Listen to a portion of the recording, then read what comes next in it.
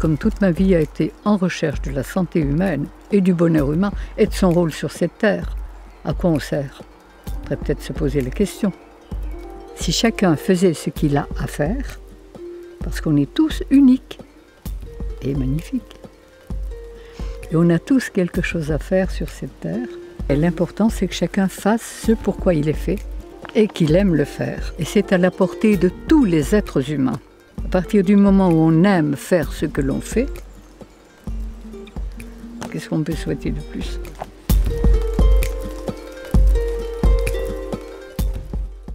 Quand on ne sait plus ce qu'on a à faire et qu'on cherche ce bien-être, qu'on a l'intelligence et la force pour le faire, on fait des affaires. Mais les affaires, ça ne marche pas généralement pour le bien de tout le monde. C'est juste pour son propre compte, même au détriment des autres.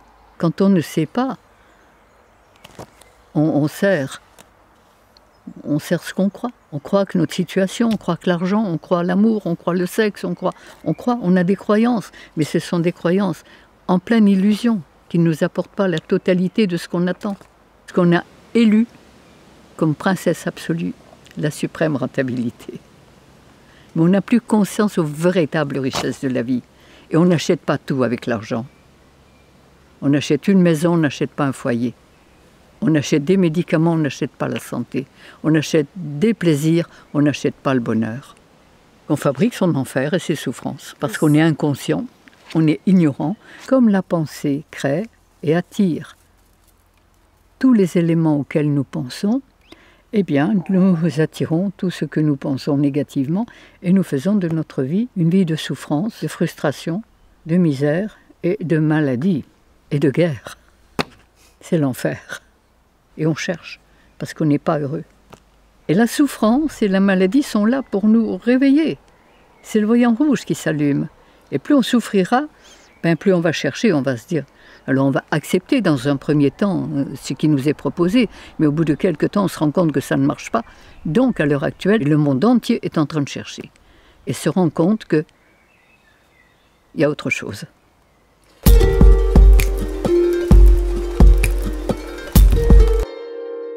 Notre corps est construit de 1/3 de son poids de cellules, des petites merveilles qui font 1/20 de millième de millimètre, qui possèdent un appareil respiratoire, digestif, reproducteur et un cerveau.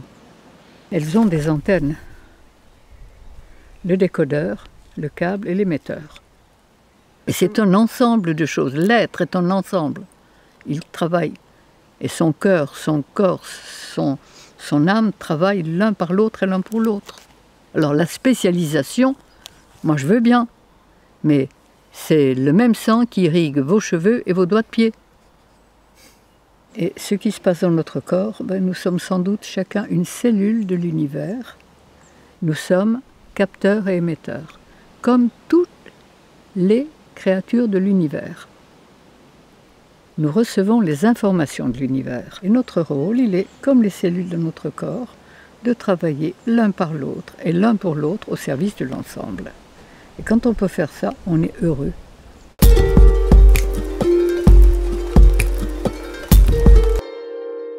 Nous recevons les informations de l'univers.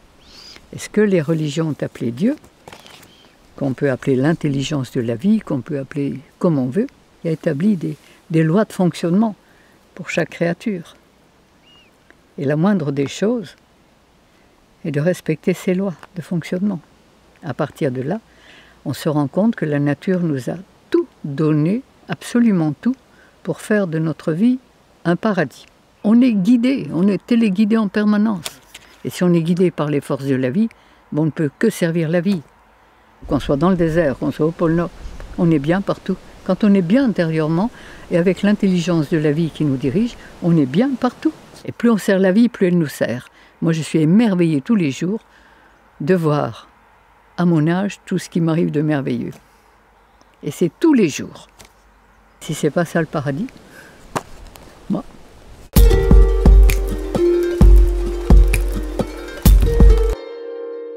Au départ, on a tous appris que l'homme était cueilleur. Et qu'à un moment, il est devenu cueilleur-chasseur. Et que c'est à partir de là, paraît-il, qu'il a développé... Oui.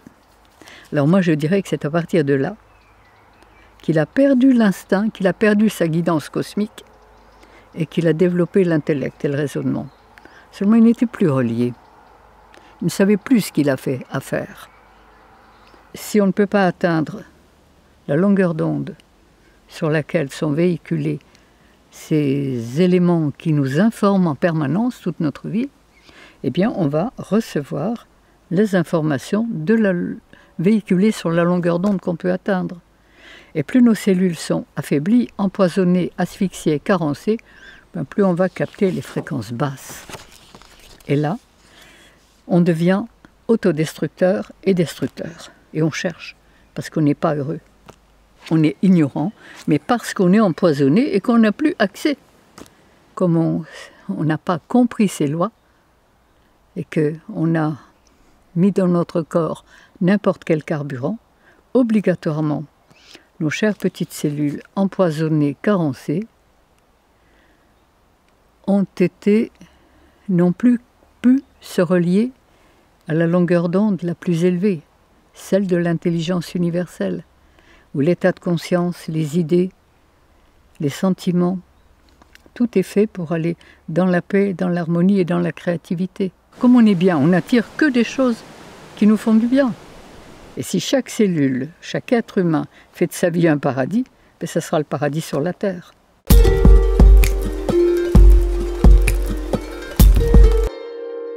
J'ai vu mourir très jeune 3 êtres chers, bien soignés comme on l'entend classiquement. Et là, perdre sa maman quand on a 4 petits frères et sœurs et qu'on a 15 ans, c'est pas très drôle. Et j'ai rencontré quelqu'un qui m'a dit, mais il y a 2 médecines, une médecine de santé, une médecine de maladie. On a découvert, on a pratiqué, mon mari et moi, on était mariés à l'époque, et on s'est rendu compte qu'il y avait un autre chemin de vie. J'ai fait un doctorat en naturopathie il y a 60 ans. Quand j'ai découvert ces choses, j'avais une boutique de prêt-à-porter, j'avais un atelier de couture et j'adorais ça. Et 15 jours après, mon mari m'a dit « Dépêche-toi de vendre ta boutique, tu n'en feras plus rien ». C'était vrai, j'avais découvert ce que je cherchais depuis toujours. Le moyen d'être heureux et en bonne santé. Et là, j'ai commencé à travailler, comme tous les naturopathes, avec une alimentation végétale, mais cuite. On n'avait pas encore compris l'essentiel. Puis, au bout de 15 ans de naturopathie, que l'on croyait évidemment, qui nous avait déjà apporté beaucoup,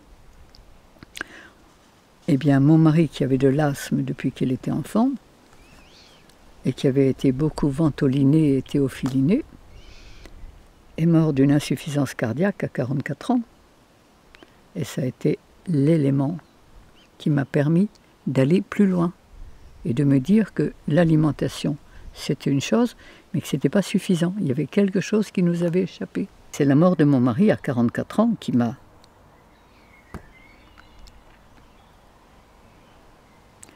permis, qui m'a obligé à chercher. Je me suis dit qu'on croyait tout savoir et en fait, pour mourir à 44 ans, il y avait quand même quelque chose qui n'était pas juste. Tous les jours, je dis merci à la vie de m'avoir fait passer par ces épreuves très difficiles pour m'obliger à chercher. C'est le hasard, c'est les lectures, c'est les rencontres, c'est l'information à travers tous les consultants que j'avais. Et quand on cherche, on trouve. Et j'ai trouvé un bout de chemin, puis un autre bout. Et puis, de bout en bout, j'ai rassemblé. Il y avait un autre chemin de vie, celui du respect des lois de la vie.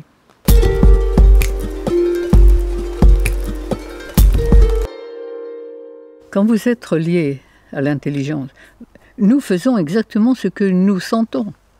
Pourquoi vous faites ce que vous faites? Parce que j'adore. Eh bien voilà, moi aussi. La maîtrise de soi, c'est quoi? C'est savoir qu'on est bien à sa place. La force que vous avez qui vous guide dans tout ce que vous choisissez, c'est l'univers qui vous guide. On n'est jamais que des petits instruments, hein. Et chacun est unique, chacun fait ce qu'il a à faire. Que chacun fait ce que vous avez à faire, vous le faites. que chacun fasse et qu'on est tous complémentaires. Et nous sommes chacun une source de l'univers. Donc je dirais à nous de donner le meilleur de ce que nous avons, sans rien attendre.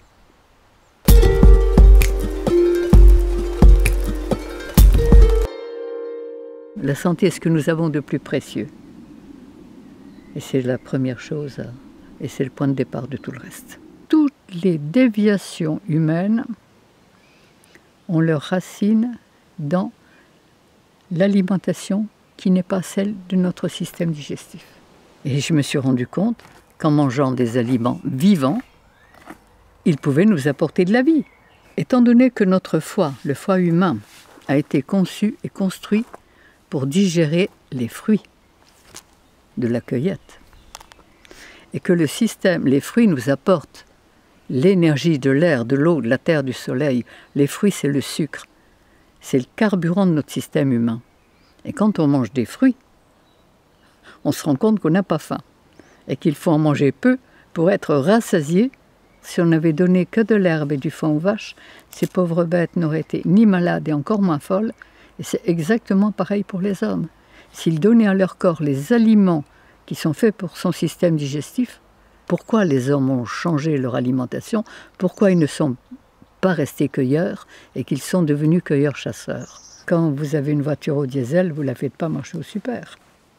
Et pour moi, le péché originel, c'est la cuisson de nos aliments. Mais on a tellement l'habitude à cette nourriture qu'on n'imagine pas pouvoir s'en passer.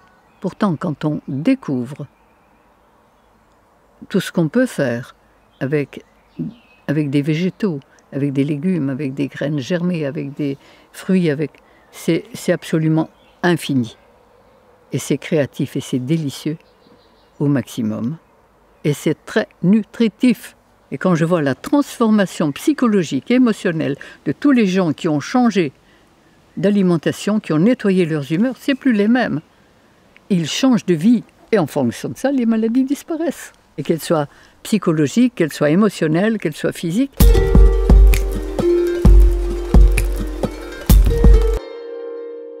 Au-dessus des nuages, il y a toujours le soleil et la solution à tous les problèmes. Le mal est l'absence du bien. Le froid est l'absence de chaleur. On ne combat pas le froid, on met de la chaleur.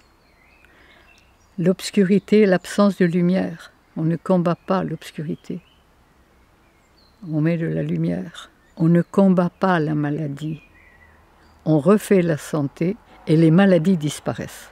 Je me suis rendu compte que toutes les maladies sont guérissables. Maladie, ça veut dire quoi? Ça veut dire que quand notre corps crie au secours, quand il est en état de souffrance, c'est qu'il veut se libérer, c'est qu'il veut expulser, éliminer des résidus qu'une nourriture qui n'est pas faite pour lui, lui a inculqués. Il faut refaire une véritable philosophie de santé, de bien-être. Et je veux faire, et j'ai l'intention, et nous avons l'intention, de faire des éducateurs de santé.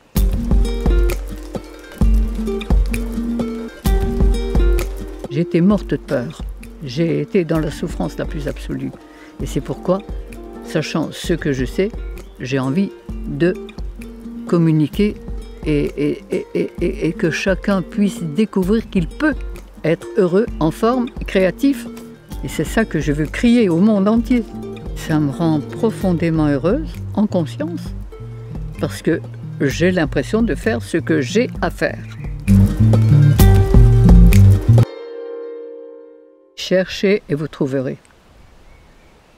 Demandez et vous recevrez. Nous sommes chacun comme une source. Plus elle donne son eau, plus elle en reçoit.